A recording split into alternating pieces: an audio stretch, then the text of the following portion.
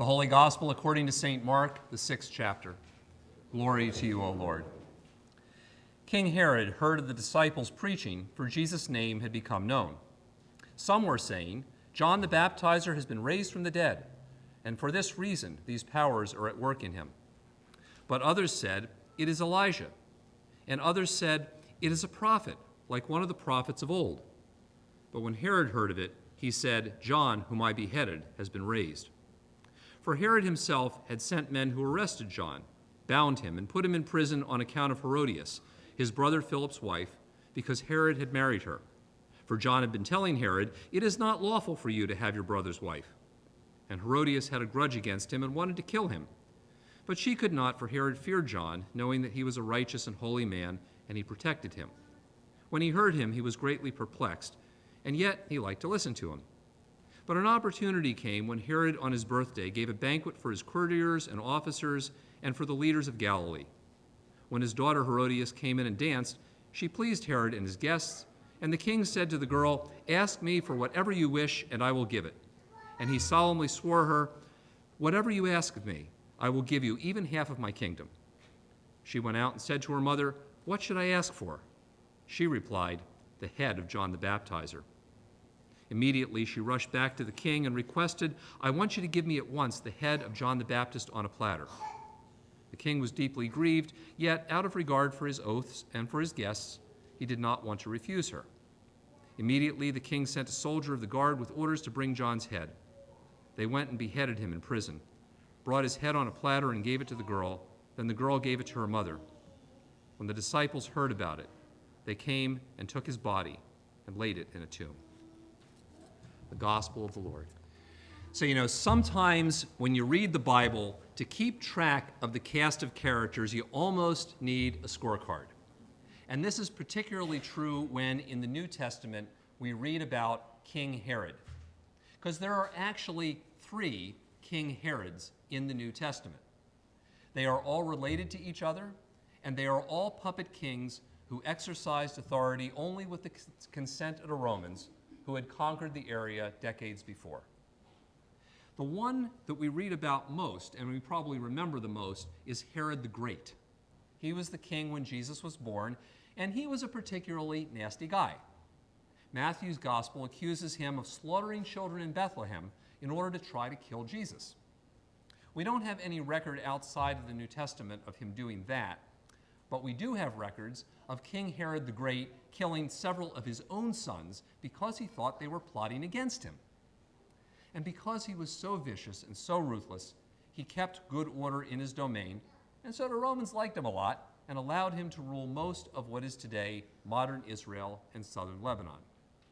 And after the death of Herod the Great, his kingdom got divided up between several of his sons, who he didn't kill.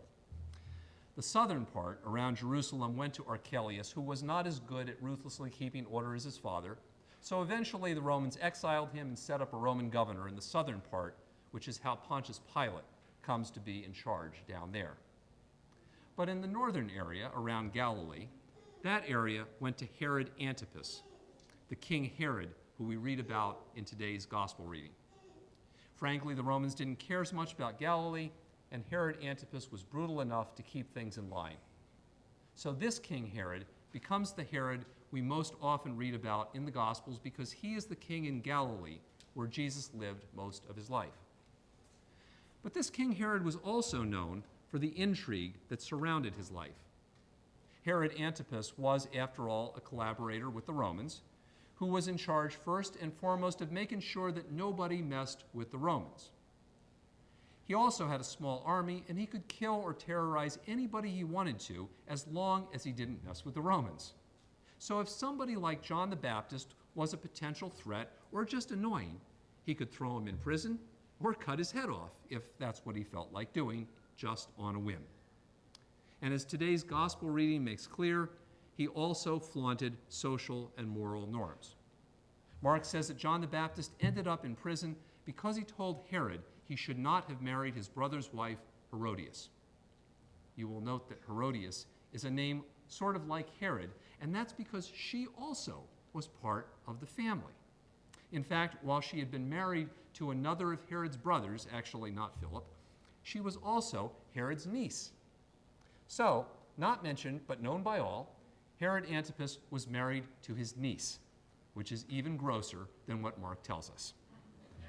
But everybody in Galilee and throughout all the region knew all of these things. They talked about it all the time. Herod's personal, political, and moral exploits were in the news every day. They outraged many people, not just John the Baptist, and there was little anybody could do about it except to try to figure out what outrageous thing Herod Antipas would try to do next and then try to stay out of the way. And so there's this sort of cathartic need in today's gospel reading to recount again some of the horrible and outrageous things that Herod Antipas did.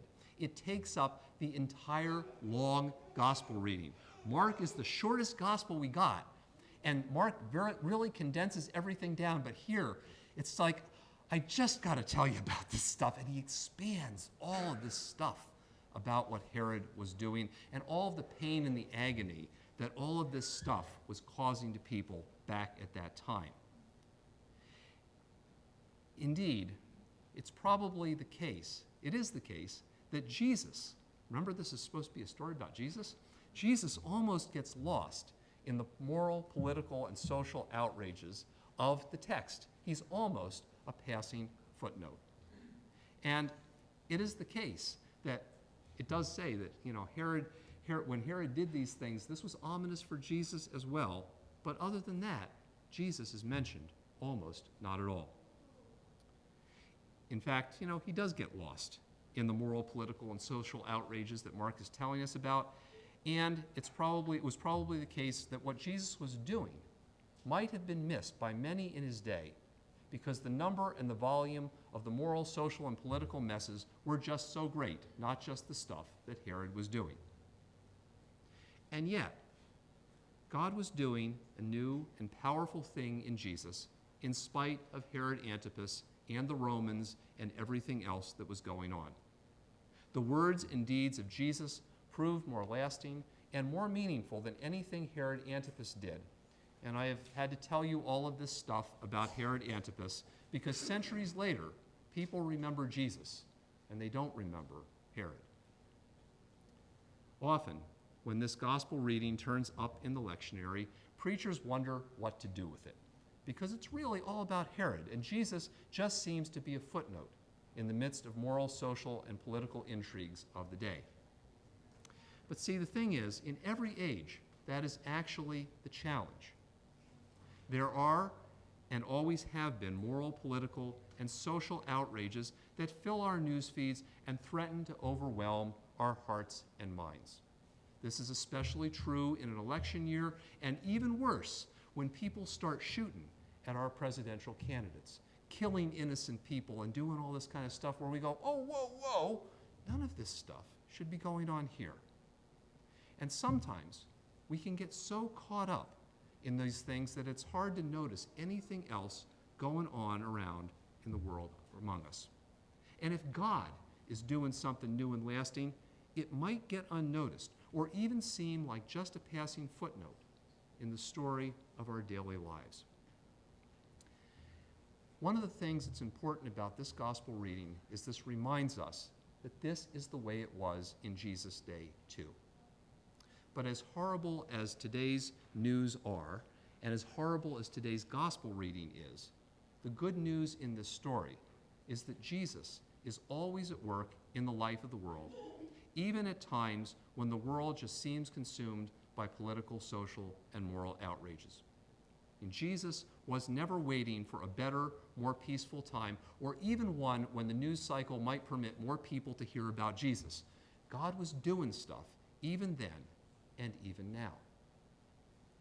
The good news of this story is that the work that God does among us ultimately outlasts all of the evil and all of the distractions that threaten to consume us. And sometimes, as Chris was talking about, with our Interfaith 5K, that work looks like walking with other people that the world thinks, oh, we all fight with, but we're going to walk together and we're going to love each other and we're going to care about each other and we're not going to do the fighting and everything. That sometimes is the work that really does outlast all of the other evil stuff going on right now. And the good news of this story is that Jesus calls us also, not just the first disciples, and especially when the world around us seems consumed by intrigue and outrage, to watch for and be part of what God is doing, even in the midst of a world that seems like it's fallen apart. I mean, Herod noticed Jesus only in passing, but others found new life by centering themselves on Jesus and his message. And while all this stuff with Herod and John the Baptist was going on, Jesus and his disciples were busy feeding and healing and teaching. And that's often what Jesus still calls us to do today, to be people who continue to be servants of Jesus and not simply be overwhelmed and consumed by all the horrible stuff that's going on. Now, please also understand that I do not mean by this, stick your head in the sand and ignore all this stuff. John the Baptist lost his head because Herod Antipas was actually a danger in the world, and he was a danger to Jesus too. And we need to be involved in dealing with the messes in the world around us. And we've got resources at our disposal that most people in the Bible never had. Sometimes people read the Bible and they went, well, people didn't do a whole lot of stuff that we could do because we actually have representative democracy and rule of law and things like that they didn't. Sometimes we can raise our voices and make a difference rather than just lose our head. We should do those things.